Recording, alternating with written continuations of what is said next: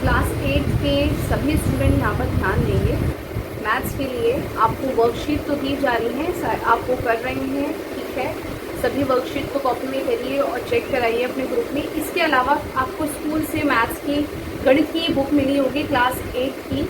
आपको वीडियो में हो सकता है उल्टा दिख रहा हो, तो ये बुक आपको मिली है, इसकी हेल्प से ही आपको पढ़ना है। तो मैं चैप्टर यहाँ 1 बाय 1 करा रही हूँ। मैं अभी आपको चैप्टर 5 डिस्कस करती हूँ आपके पास।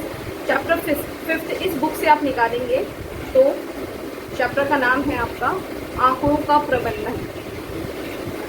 तो ये चैप्टर 5 आप सभी पेज नंबर निकालिए, पेज नंबर 73 पर है ये आपका, ठीक है। ये आप खोलिए, मैं इसको आपको पढ़ाती हूँ पूरी डिटेल में। आप इसको समझिए वीडियो देखकर, और जो क्वेश्चंस आपको समझ आ रहे हैं या प्रॉब्लम है तो आप ग्रुप में पूछिए, और होमवर्क लगातार आपको चेक कराना है।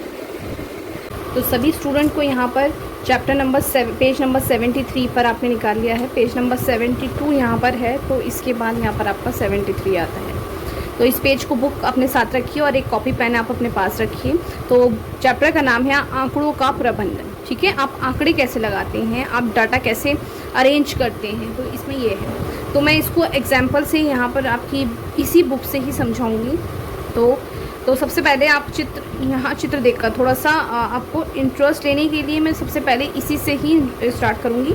आप यहाँ पर देख रहे हैं एक चित्रलेख है, यानी पिक्टोग्राफ है, संकेतों का प्रयोग करते हुए आंकड़ों का चित्रीय निरूपण।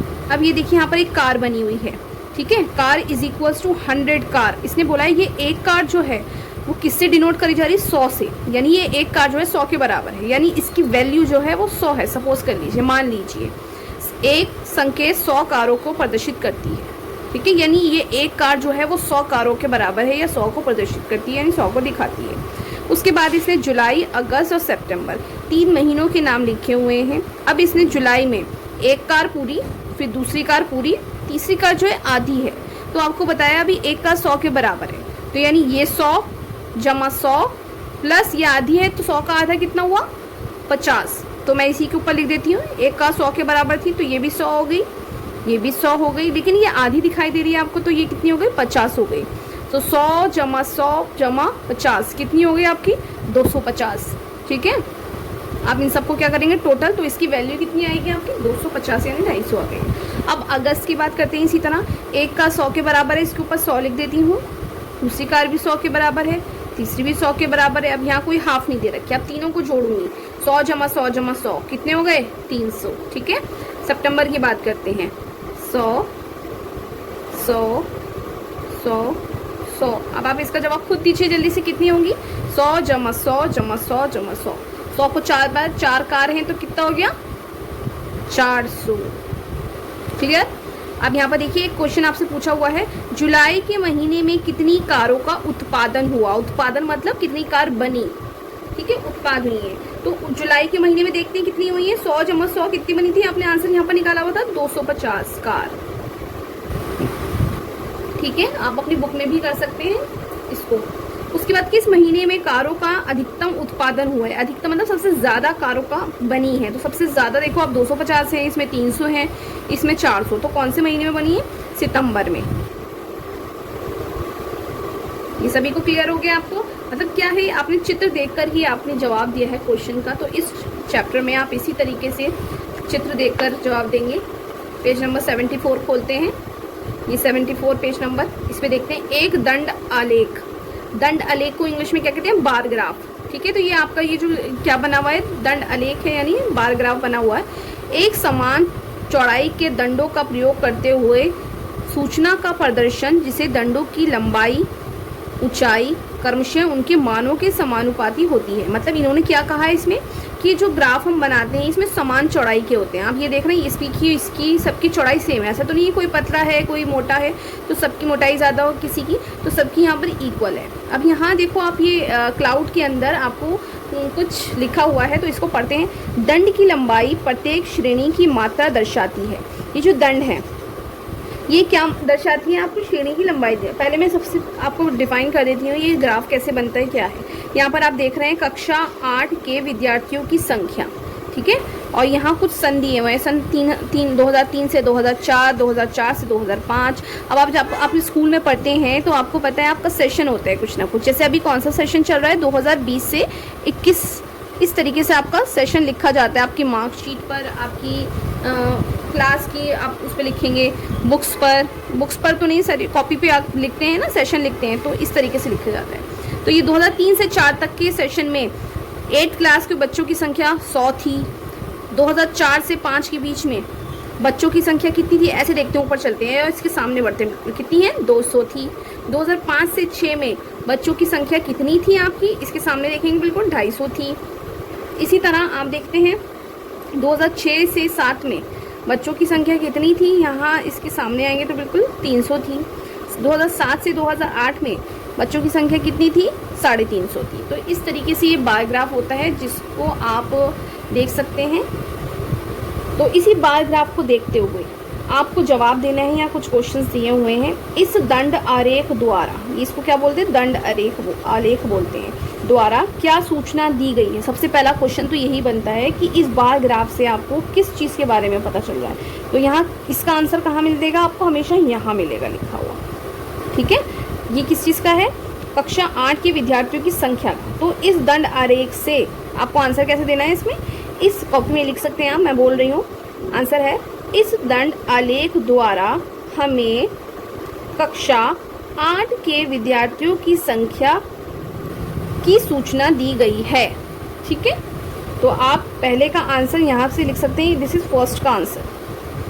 किस वर्ष में विद्यार्थियों की संख्या में अधिकतम वृद्धि हुई है, यहाँ पर आपको नोट करें, विद्यार्थियों की संख्या यहाँ पर है में सबसे ज़्यादा अधिक वृद्धि हुई है, कौन से वर्ष में, वर्ष यहाँ पर दिए हुए हैं आपको। अब वर्ष में देखेंगे सबसे ज़्यादा विद्यार्थी कहाँ, पहले तो आपके 100 थे, 100 से एकदम से आपके 200 हो गए। उसके बाद तो आपके देखो 50-50 ही बढ़ रहे हैं हर साल, ठीक है ना, हर साल 50-50 बढ़ रहे हैं। इस बार के अकॉर्डिंग, इस बार ग्राफ के अकॉर्डिंग देखो यहाँ ये और ये, हर साल 50 बढ़े बच्चे, पहले 250 से, फिर 300 हो गए, 350 हो गए, ठीक है, 200 से यहाँ पर 250 हो गए। लेकिन कौन सा साल ऐसा था जिसमें एकदम से बढ़े थे बच्चे, तो 100 थे पहले, एकदम से कितने हो गए, 200। तो सन 2004 से 2005 वाले वर्ष में सबसे अधिक बच्चों की संख्या में वृद्धि हुई है, इसका आंसर ये है। किस वर्ष में विद्यार्थियों की संख्या अधिकतम है, अब बार ग्राफ अब देखकर खुद ही बता सकते हैं सबसे ज़्यादा बच्चे कौन से सन में हैं, अगर आपको समझ आ रहा होगा। इस सन यहाँ पर लिखे हुए सबसे ज़्यादा किस में है, 2007 और 8 में, कितने हैं, 350 बच्चे हैं। तो यहाँ पर आपके हैं 350, कौन से ईयर में, 2007 एंड 8 में। बताइए कि सत्य है या असत्य है। 2005-6 में विद्यार्थियों की संख्या 2003 और 4 की संख्या की दुगनी है, ठीक है। अब ये कह रहा है 2005 और 6 में बच्चों की संख्या जो है वो 2003 और 4 में जो थी उसकी दुगनी है। तो यहाँ थी 100 और 5 और 6 में कितनी है, 250। तो दुगनी है कि नहीं है, पहले 100 थी, 100 का अगर आप डबल करेंगे तो 200, तो बिल्कुल सही है, सत्य है ये बात, ठीक है।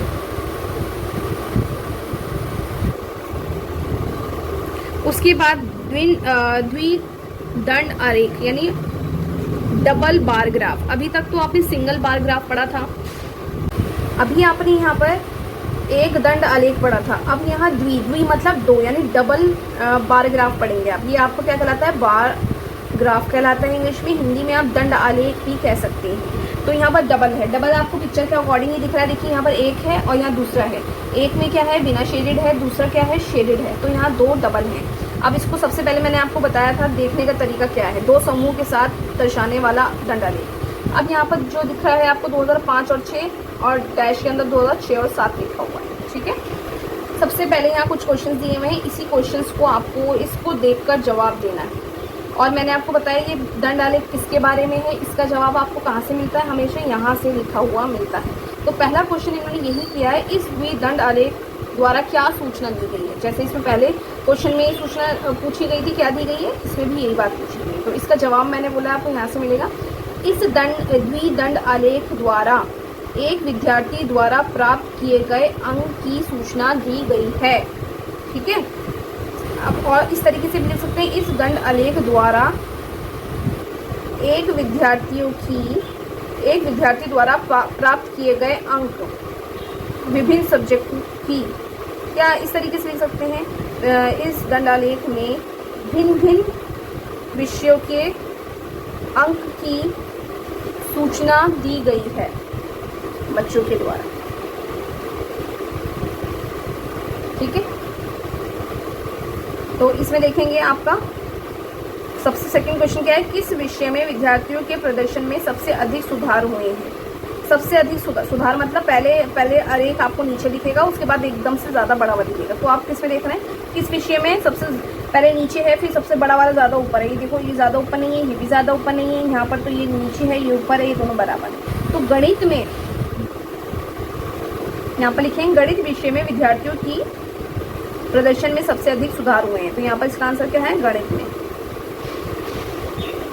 किस विषय में प्रदर्शन में गिरावट आई है। गिरावट देख रहे हैं आप, ये गिरावट का मतलब है पहले ये ज़्यादा होगा, बाद वाला कम होगा। तो ऐसा किस में हो रहा है, ऐसा आपका ये ज़्यादा है और बाद वाला कम है। तो ये किस में है आपका, अंग्रेजी में। किस विषय में प्रदर्शन में गिरावट आ रही है। ठीक है, पहले इंग्लिश में अच्छे थे, लेकिन बाद में ये गिर गया ग्राफ, तो मार्क्स कम थे, तो इसलिए अंग्रेजी। किस विषय में प्रदर्शन समान है। समान मतलब इक्वल है। देखो, हिंदी में पहले भी बच्चे के नंबर जो थे वो कितने आ रहे थे, 50 से 60 के बीच में आ रहे थे, और बाद में भी इक्वल आ रहे हैं, दोनों ग्राफ बराबर हैं। तो दैट मीन्स समान किस में है, हिंदी में। ठीक है, तो गणित में आपको पहले कितने नंबर मिले थे, 30 नंबर मिले थे, बाद में आपका 60 हो गए। ठीक है, बढ़ गए नंबर। तो गणित में प्रदर्शन सबसे ज़्यादा अच्छा हो रहा है। उसके बाद है गिरावट किस में आ रही है, अंग्रेजी में। पहले अच्छे थे, फिर कम हो गए। अब सामाजिक विज्ञान का अगर मैं पूछूं तो सामाजिक विज्ञान में पहले कम थे, देखो 50 थे, बाद में एकदम से बढ़ गए, कितने हो गए, 60 हो गए। उसी प्रकार आप विज्ञान में देखेंगे, विज्ञान में इधर ऐसे आगे चलाएंगे उंगली से, पहले 40 थे, उसके बाद में आपके 50 हो गए, बढ़ गए। तो ये दो ग्राफ आपको दंडालेख, बार ग्राफ और डबल बार ग्राफ आपको क्लियर हो चुका होगा। तो आज का होमवर्क आपका यही है कि आप पेज नंबर 73 और 74 को अच्छे से समझ लीजिए और इसको अपनी बुक में कर लीजिए।